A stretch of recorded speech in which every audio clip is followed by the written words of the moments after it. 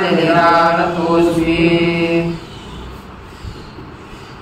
श्री भगवान परमात्मा श्री ज्ञानोबराय जगद्गुरु तुकाराम महाराज, शांति ब्रह्म एकनाथ महाराज, आदिगुरु श्री शंकराचार्य इत्यादि सब संतों की अलौकिक हेतु की अकारण करना कृपा से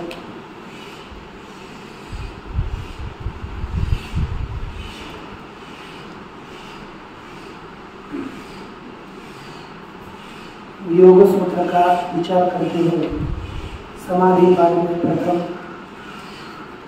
प्रथमतः विचार करते हुए हम लोग पंचम सूत्र का विचार कर रहे हैं। वृत्तियां 5 प्रकार की है, कोई क्लिष्ट है और कोई अक्लिष्ट है। 5 प्रकार की जो वृत्तियां है उसमें ही कोई क्लिष्ट प्रकार की वृत्तियां हैं और कोई अक्लिष्ट प्रकार की वृत्तियां हैं। अब देखो, क्लेश संस्कार से उत्पन्न होने वाली जो वृत्तियां हैं वो कौन सी है? क्लिष्ट है। और ख्याति विषयक गुणों के अधिकार को अर्थात गुणों के प्रवृत्ति के विरोधी जो वृत्तियां हैं वो अक्लिष्ट है। क्लिष्ट प्रवाह पतिता अपि अक्लिष्टाः, क्लिष्ट छिद्रेषु अपि अक्लिष्टा भवन्ति, अक्लिष्ट छिद्रेषु अपि क्लिष्टा, ये बताया। तथा जातीयकाः संस्काराः वृत्तिभिरेव क्रियन्ते। क्या लिखा? तथा जातीयकाः संस्काराः। तथा जातीय का अर्थ उस जाति वाले संस्कार वृत्ति के द्वारा भी ही उत्पन्न किए जाते हैं। जैसे जैसे संस्कार है ना, वो भी क्लेशादि सभी संस्कार इसके द्वारा उत्पन्न किए जाते हैं, वृत्ति के द्वारा ही उत्पन्न किए जाते हैं। संस्कार इष्ट वृत्तयः, वृत्तियों के द्वारा संस्कार होते हैं और संस्कार के द्वारा वृत्तियां होती है।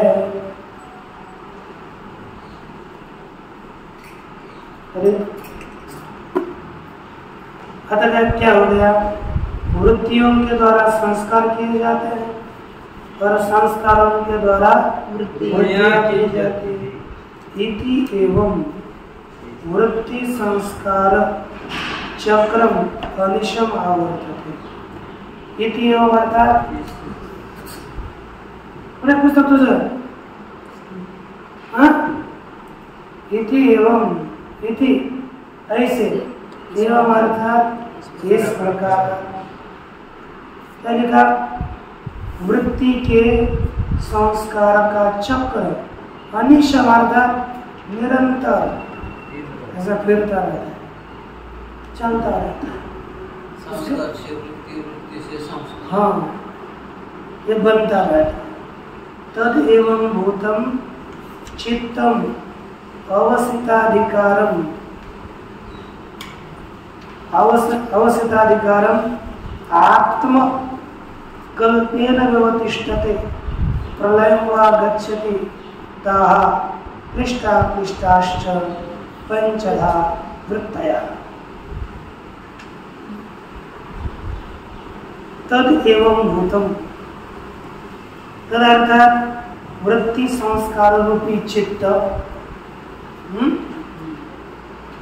वृत्ति के संस्कार में लगा हुआ चित्त एवं भूतम, इस प्रकार निरोधावस्था, एवं भूत अर्थात निरोधावस्था में स्थित हुआ। अवस्थिताधिकारम, अवस्थिताधिकार अर्थात समाप्यमानाधिकार, जिसका अधिकार समाप्त हो चुका, निष्पन्न कृत्यम, जैसा काम पूरा हो गया है, ऐसा वह चित्त आत्मकल्पेन, आत्मकल्पना अर्थात आत्म रूप से, कैसे है ना, आत्म रूप से ही व्यवतिष्ठते, कहाँ स्थित रहता है। धर्म में, समाधि में, ध्यान में आत्म रूप से स्थित होता है, अथवा प्रलय गच्छति, अथवा प्रलय को प्राप्त हो जाता है। तथा क्लिष्टाश्च अक्लिष्टाश्च पंचधा प्रत्ययः, वे क्लिष्ट और अक्लिष्ट पांच प्रकार की वृत्तियां हैं। कितने प्रकार की वृत्तियां हैं? कौन कौन सी? क्लिष्ट और अक्लिष्ट और अक्लिष्ट। हो गया कि नहीं? समझ में आ गया? आज का सरल था ना? तो आगे देखो, अब वो कौन कौन सी है 5 प्रकार की? प्रमाण विपर्य विकल्प निद्रा स्मृतयः, प्रमाण विपर्य विकल्प निद्रा स्मृतयः, प्रमाण विपर्य विकल्प निद्रा स्मृतयः, प्रमाण विपर्य विकल्प निद्रा स्मृतयः। देखो ये 5 वृत्ति, 5 प्रकार की जो वृत्तियां हैं ना, प्रमाण 1, दूसरी विपर्य, तीसरी, चौथी और 5वीं ये लिखा। ये पंचवृत्तियां क्लिष्टा भवन्ति अक्लिष्टा भवन्ति, यही 5 वृत्तियां क्लिष्ट प्रकार की होती हैं और अक्लिष्ट प्रकार की होती है। ऐसा नहीं कि एक में से 5 या 3 क्लिष्ट और 2 अक्लिष्ट, ऐसा नहीं। 5 भी क्लिष्ट रूप से बनती हैं और 5 भी अक्लिष्ट रूप से भी ये वृत्तियां बनती है। यानी इतनी ही वृत्तियां हैं, इससे अधिक कोई वृत्तियां होती नहीं। अच्छा, इसमें आगे देखो,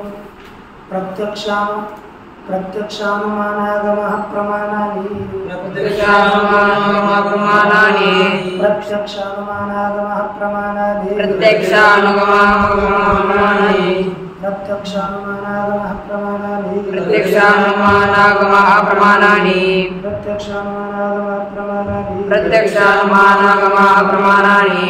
क्या हो गया? प्रत्यक्ष, अनुमान और शब्द, आगम, एक में क्या शब्द, ये क्या हो गया? प्रमाण। ठीक ना? प्रत्यक्ष, अनुमान और आगम प्रमाण है, ठीक ना? अच्छा, तत्र यानी तत्र प्रमाण आप क्या है ना, तत्र पंचवृत्तिषु, पहले प्रमाण कौन है, फिर विपर्य क्या है, विकल्प क्या है, निद्रा और स्मृति। अब एक एक वृत्तियों का निरूपण आरंभ करेगा। पहली वृत्ति कौन सी है? प्रमाण वृत्ति। तत्र उस 5 वृत्तियों में प्रत्यक्ष, अनुमान, आगम प्रमाण है। तो कितने प्रमाण है? 3, क्योंकि सांख्य के समान है, सांख्य योग जोड़ी है ना, बस इसमें ईश्वर मानते हैं, सांख्य में ईश्वर नहीं मानते, इतना बात है। अब देखो इसकी टीका यानी भाष्य, भाष्य में क्या लिखा? इंद्रिय प्रणालिकया चित्तस्य बाह्य वस्तुपरागात् तद विषया सामान्य विशेषात्मनो अर्थस्य विशेषावधारण प्रधाना वृत्ति प्रत्यक्षम प्रमाणम।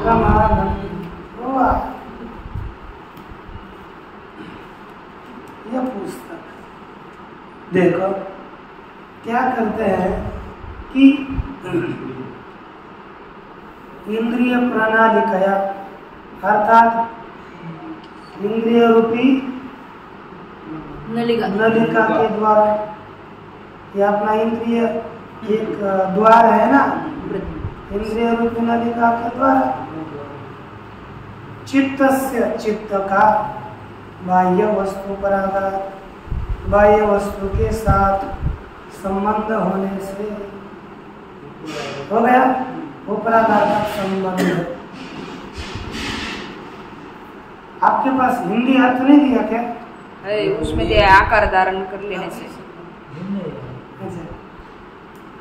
इंद्रिय रूपी नलिका के द्वारा चित्त का बाह्य वस्तु के साथ संबंध होने से सामान्य विशेषात् मनोअर्थस्य है ना, तद विषय अर्थात उस विषय के उस विषय विषय बाह्य वस्तु विषय विषय बाह्य वस्तु संबंध हो गया बाह्य वस्तु के साथ, तो वृत्ति क्या होगी? बाह्य वस्तु विषय करके ना, तो बाह्य वस्तु विषय वाली सामान्य विशेषात्मनो अर्थस्य, कैसा अर्थ है? सामान्य और विशेष रूप अर्थ का विशेष अवधारण प्रधान है कि नहीं? सामान्य विशेष रूप अर्थ की विशेष अवधारण प्रधान, विशेषता निश्चय प्रधान वाली चित्त की वृत्ति ही प्रत्यक्ष प्रमाण है। सामान्य विशेष रूपी अर्थ का विशेष निश्चय करने वाली वृत्ति प्रत्यक्ष है प्रधान। हाँ, वही करना विशेष अवधान मुख्यता वाली, अवधारण ही विशेष निश्चय ही मुख्य है जिसका, ऐसी वृत्ति प्रत्यक्ष प्रमाण है कि नहीं? इतना ही यदि इंद्रिय अर्थ सन्निकर्ष प्रत्यक्ष प्रमाण है ना, वृत्ति संबंध होना चाहिए। ये न्याय से हम अलग है ना, तद विषय उस विषय के विषय वाली सामान्य और विशेष रूप अर्थ का विशेष निश्चय प्रधान वाली वृत्ति प्रत्यक्ष है, प्रत्यक्ष प्रमाण। वेदांत में थोड़ा है भी, देखो ये हो गया प्रमाणम लक्ष्य और अवधान प्रधान आवृत्ति, विशेष अवधान प्रधान आवृत्ति, ये लक्षण हो गया और प्रमाण हो गया लक्ष्य।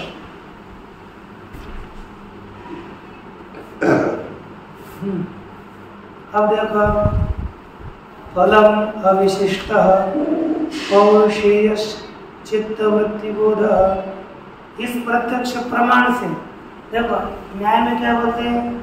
इंद्रियार्थ सन्निकर्ष को व्यापार माना और इंद्रियों को प्रमाण माना, लेकिन इन्होंने वृत्ति को प्रमाण माना। विशेष अवधारण रूप वृत्ति ये क्या हो गई? प्रमाण। और इसकी प्रमा क्या चीज है? तो देखो फलम अविशिष्ट पौरुषेय चित्त वृत्ति बोध, क्या बताया? बोला अविशिष्ट पौरुषेय चित्त वृत्ति बोध।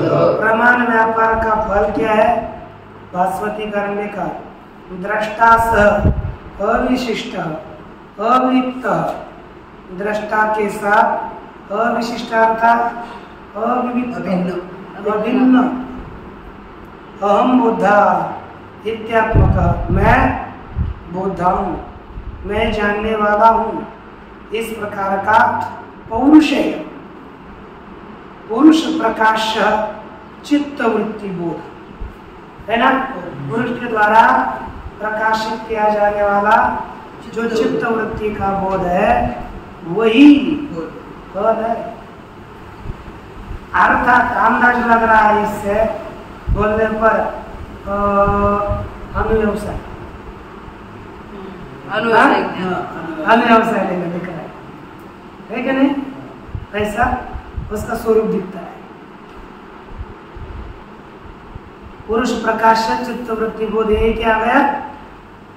फल है, क्योंकि पुरुष बुद्धे प्रतिसंवेदी, लिखा ना, बुद्धि प्रतिसंवेदी पुरुष उपरिष्टात् उपपदपादयिष्यामः। अर्थात बुद्धि क्या प्रतिसंवेदी संवेदी अर्थात संवेदन का कारण। क्या लिखा है? प्रतिसंवेदन का कारण कौन? पुरुष। पुरुष बुद्धि के प्रतिसंवेदन का कारण है। बोध कराने का। हाँ, ये लिखा लिखते हैं हिंदी में बुद्धि चित्ती छाया पत्ति बलात् वस्तु संवेदिनी हुई। चैतन्य का प्रतिबिंब हो गया बुद्धि में, तो वो वस्तु का ज्ञान कराने वाली हो गई।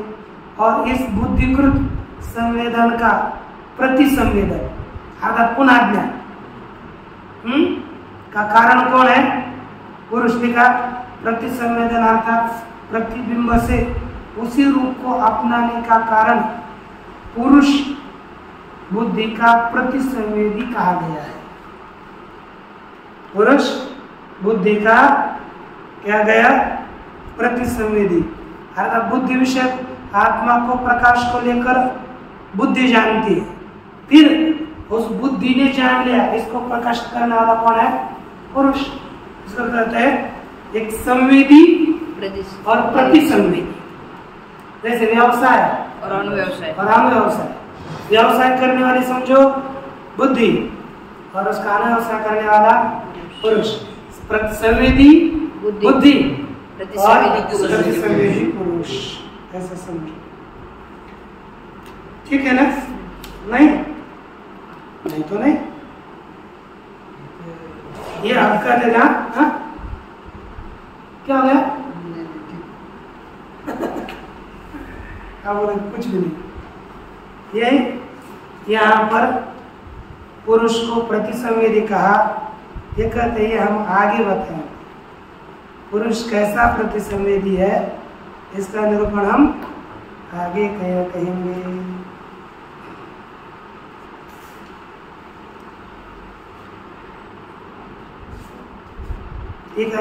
लिखा संवेदिन्या बुद्धि प्रतिसंवेदी तत्समानाकार पुरुष।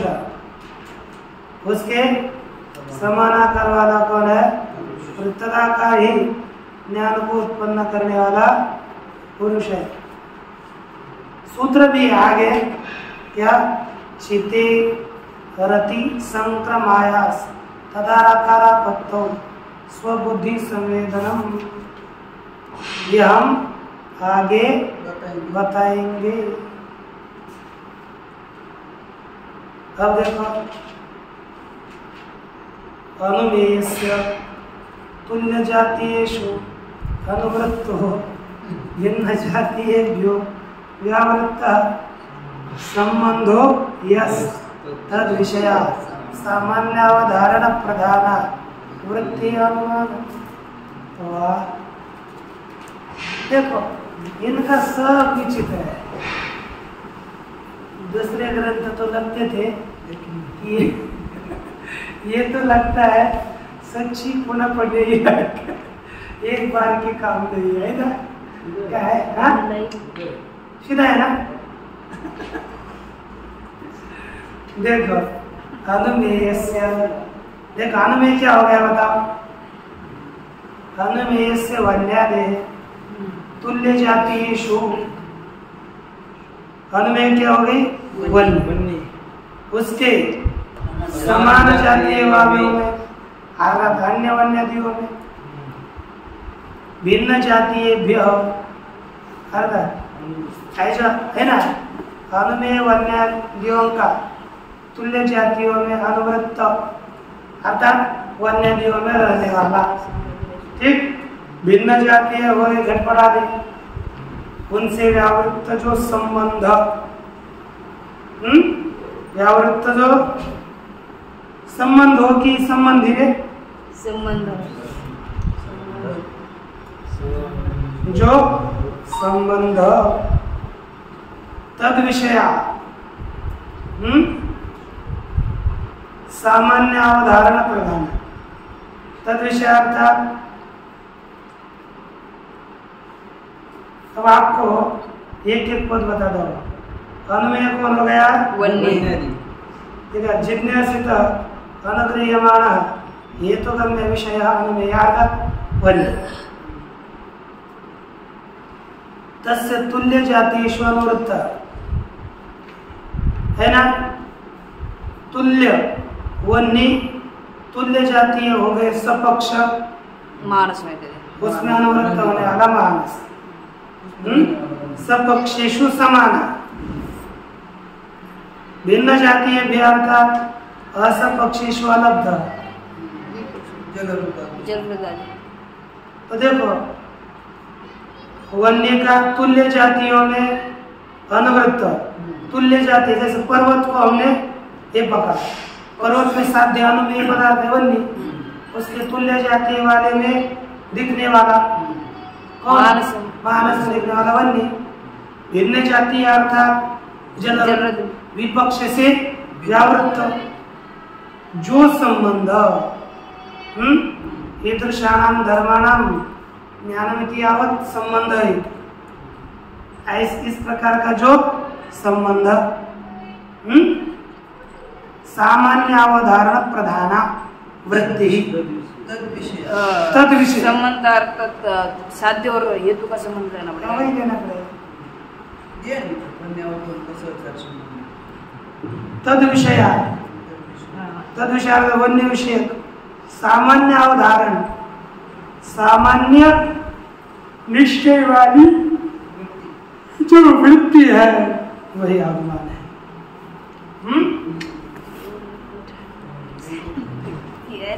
सरल सरल दिला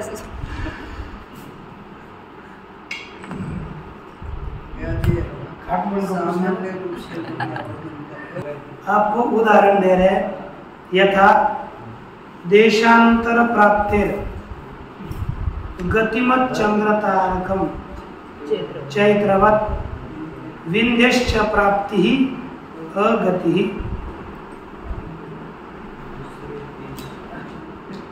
अब देखो जैसे देशांतर प्राप्त है गतिमत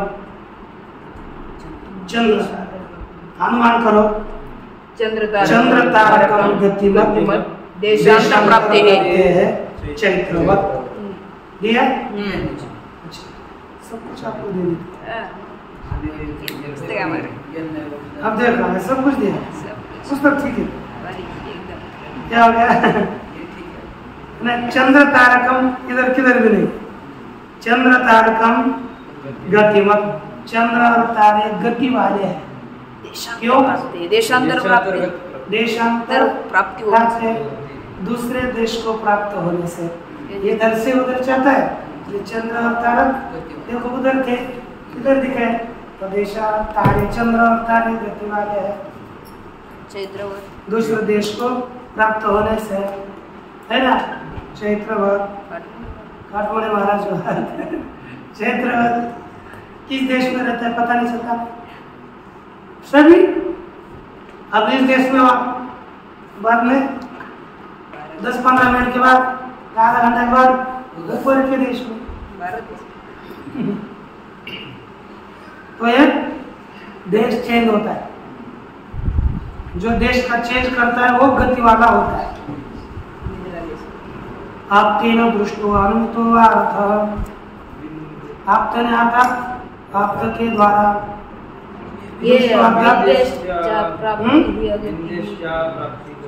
विंदेश प्राप्ति गति। देखो विंध्य की दूसरे देश में प्राप्ति विंध्य है ना। हाँ उसकी अप्राप्ति होती है इसलिए वो गति वाला है। अगति वाला वो प्राप्त नहीं होता दूसरे देश को। यन्ना है अरे यथार्थ विंध्य जो गति वाला नहीं है वो दूसरी जगह प्राप्त नहीं होता।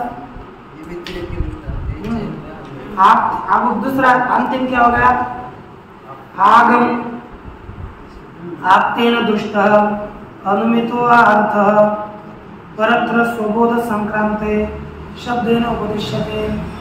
आपने देखा गया अथवा अनुमान किया गया विषय दूसरों में बोध का अपने ज्ञान का संक्रमण कराने के लिए शब्द के द्वारा उपदेश किया जाता है कि नहीं? बराबर कि नहीं? जैसे हमने जिसको देखा अनुमान किया, हम आपको बताने के लिए शब्द के द्वारा उपदेश करेंगे, बताएंगे। शब्दार्थ तदर्थ विषयावृत्ति श्रोतु आगम। क्या हो गया? शब्दार्थ शब्द से, तदर्थ विषयावृत्ति उस अर्थ के विषय वाली वृत्ति, यही श्रोतु आगम। ये क्या है? श्रोता का आगम। यस्य अश्रद्धेयार्थो वक्ता न दृष्टा अनुक्तार्थः।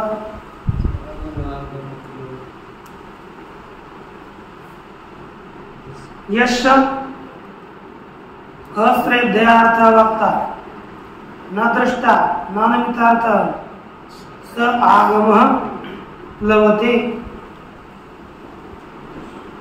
कहते हैं जिस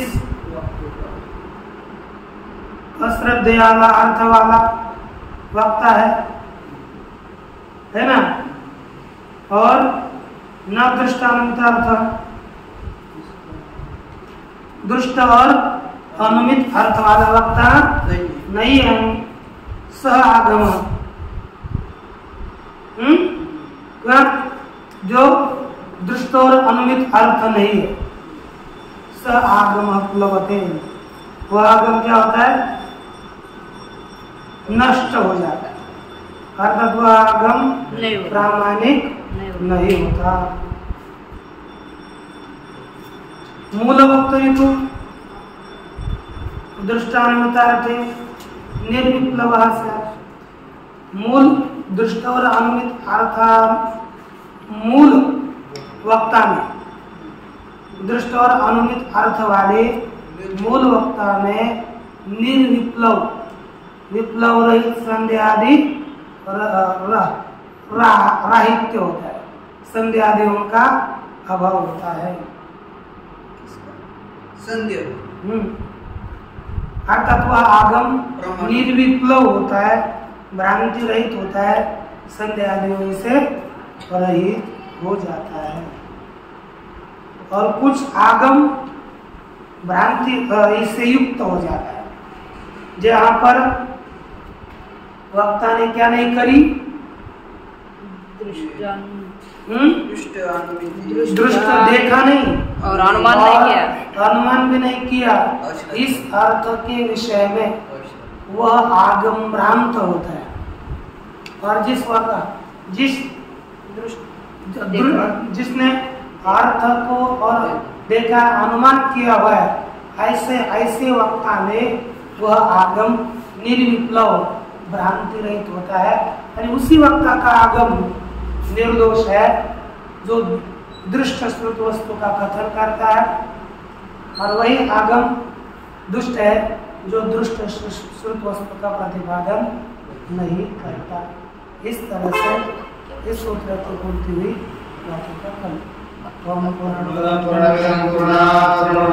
पूर्णस्य पूर्णमादाय पूर्णमेवावशिष्यते।